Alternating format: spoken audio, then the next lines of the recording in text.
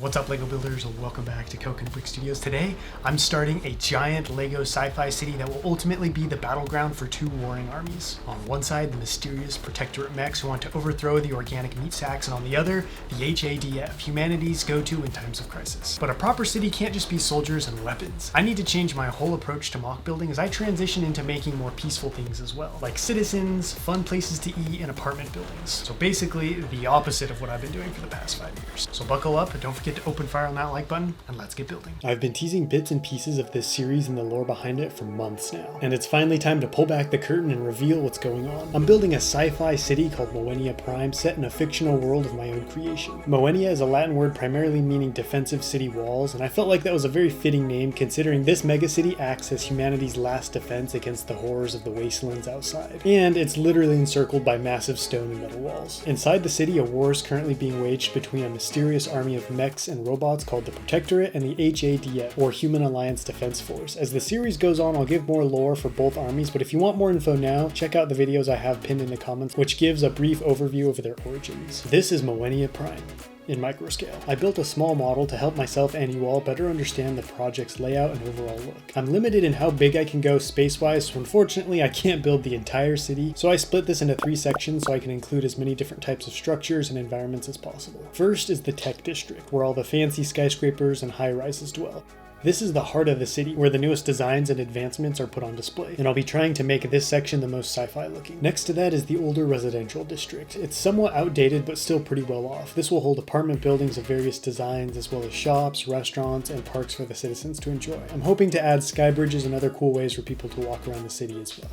Last is the industrial district. This will hold power plants, electrical grids, and most importantly, the loading depot and docks for the underground trains, which travel to and from the other megacities and are the only means of transportation outside of the city. So whoever holds these holds Moenia Prime. Alright, now that we're all on the same page, I can finally dive into the new parts and minifigs that have been draining my bank account. I've had to order in hundreds of new pieces because this project is unlike anything I've done before. I've built lots of monochromatic Star Wars builds in the past, so gray's not an issue for me, but I want the city to look alive and vibrant, so I've had to order in lots of new colors like dark purple, yellowish orange, and bright light blue. Outside of brick, there's all kinds of tools and accessories needed for restaurants and shops. I basically just went into bricklink stores and bought every brightly colored mug, plate, and food item I could find. Bonus points if they had cool prints or stickers. I want the city to have a lot of depth and feel really lived in and not just be a simple backdrop for a battle scene. I even found a snowboard that could be converted into some type of cool hoverboard. This is my first time attempting a city this complex, so please leave any suggestions down below in the comments with what you'd like to see me build. But the main thing I've been stocking up on is sand blue. It's one of my all-time favorite colors in LEGO, and I wanted to incorporate it heavily into the city.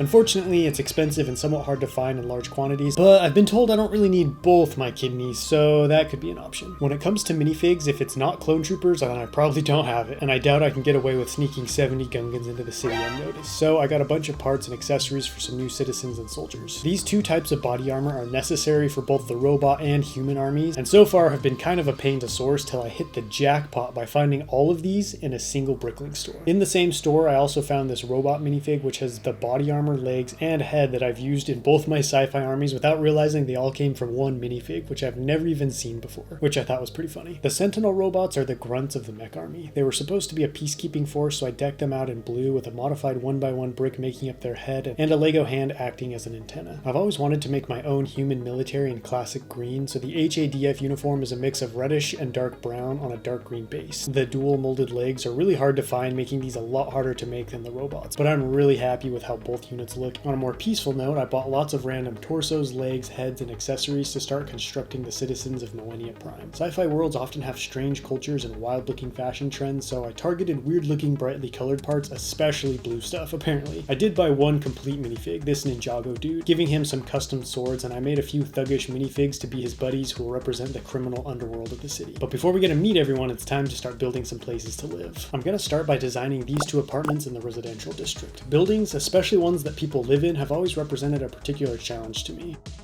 They need to be big enough to look like they can hold minifigs and require lots of detail work like windows, doors, balconies, and little gardens, or else you just end up building a big gray slab that has about as much personality as that boiled chicken breast you ate last night. So in essence, there's a lot of small but important features that go into making a good looking building, and I don't really have the parts or experience needed for that. Lucky for us, I've been planning this mock for a while, and while I was traveling in Italy a couple months ago, took some great reference photos of the apartments there. I decided to base the first Lego apartment off of this one I saw in Rome. It's a series of stacked levels with small balconies for each unit. Each level is simple in nature and can be easily copied, and once they're all stacked together, you have a complex and cool looking place to live. This particular structure also fits the aesthetic I want for the residential district. Some of the apartment buildings are going to be older and look more like what we have now, while other buildings will take on a more futuristic note, blending new and old technology together, making everything feel more real. Unlike the earth tones of Italy, I want these buildings to have a cooler color tone, so I'm using sand blue and white. In a first for the channel, I'm going to use molded window panes that can actually open to let in a cool evening breeze or let out an unwelcome gang member. The doors are going to be two long windows with one set on a track so that it can open and close to let people out onto the balcony. I also want to note that this is just the shell I'm building. Once I get the design figured out, I can start adding battle damage, pipe greebling, advertisements, and other signs to make this look busier and more urban. And let me know in the comments what you think of the sand blue and white color scheme for the apartment. One piece I'm really lacking is window and door frames. I have a small collection, but even after months of buying, I still don't have enough for the hundreds of openings needed for proper apartment buildings. So you'll notice some of the frames don't match up with each other. Just chalk that up to wear and tear on the building and things being replaced. And speaking of small details, I placed some holes in the wall for AC units. I love building small machines like this. They add so much cool detail to a build. On one side, I placed a 2x2 turntable to act as a fan with a control panel and vent on the other side. These will connect to the holes in the walls and feed cold air via pipes into the units. I used different pipe pieces and placed them in different spots, so not all of the AC units look the same. All that building makes up just one apartment unit, and I still need 3 more to complete the first level. But the nice thing is, they're all relatively the same, so all I have to do now is copy and paste what I previously built.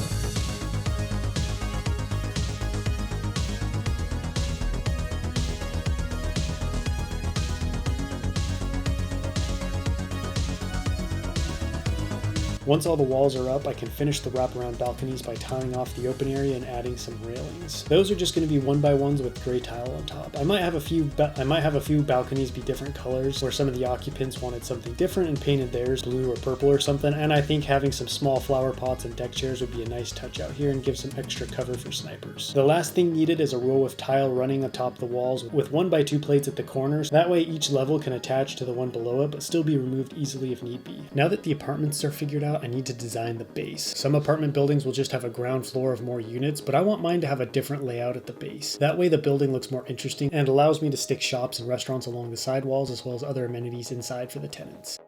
The front wall is comprised of a doorway framed by 2 pop-outs, which look fine, but feels a little basic, so I added some more detailing to the front to try and make it look better. So I moved the keypad onto the actual door so I could add some windows framing the doorway, which I think helped. I'm not as concerned with the other side walls because those will just be filled in with various greebles, and on one side I want to add a noodle bar or a grocery store. I noticed a lot of apartments will also dedicate the first floor to shops and places to eat, which is smart because who's going to say no to a late night bowl of ramen that's literally at the bottom of their apartment complex. The rest of the space can easily be covered with vents and power boxes. Then once the whole building is done, I'm going to come back and add more sci-fi-esque details and Easter eggs. For now, I just need to figure out the shell. I need to get better at including interiors, so I decided to practice by installing a gym on the ground floor. I had a gym in one of the apartment complexes I used to live in, which was amazing, and I got into a real good groove of working out. It only had basic equipment, but hey, I'm not trying to win any bodybuilding competitions here. I just want to make sure I'm burning off those chicken tenders so I can run up a flight of stairs without losing my breath. I built a couple futuristic treadmills as well as a bench press for working out those vanity muscles, and on the other end added a rack of weights. Though it looks like we got a real gym bro in here with the unracked weights and a shirtless guy on the bench. You better clean that after. At last, it's time to assemble everything I've built thus far and see how it's all coming together. I built not 1, but 2 levels of apartments so we can see how they would mesh. And once those were connected together, I could add the plates, which will act as a track for the sliding doors, allowing it to open and close better.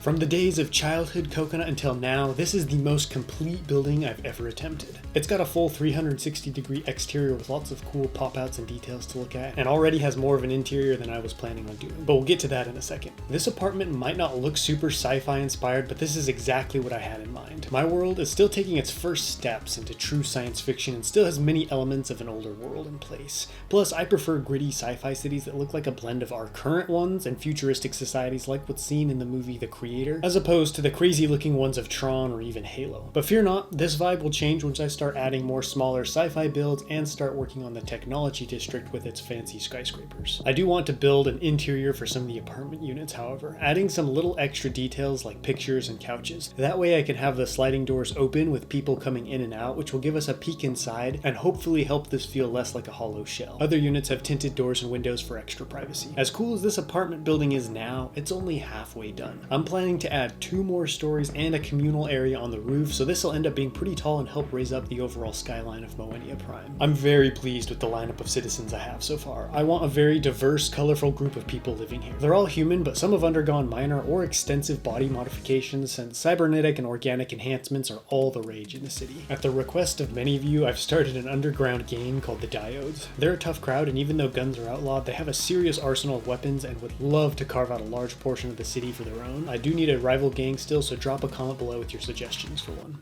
Man, it feels so good to finally be breaking ground on Moenia Prime. I've been planning this since March and have an extensive story planned. But I do kind of feel like I'm trying to fill a thimble with a fire hydrant though, because these videos can only be so long and there's so much backstory to fill you in on, and I don't want to overshare and confuse people. So I'm going to try to portion it out over the course of this series. Now that you're familiar with Moenia Prime and this new world, in the next episode, we're going to really dive in and take a closer look at the Sentinel robots of the Protectorate faction, discovering how and where they were created and what went wrong. Well, kind of. That's a wrap for this video. Don't forget to let me know what you think of this new project down below in the comments, and until next time, happy building.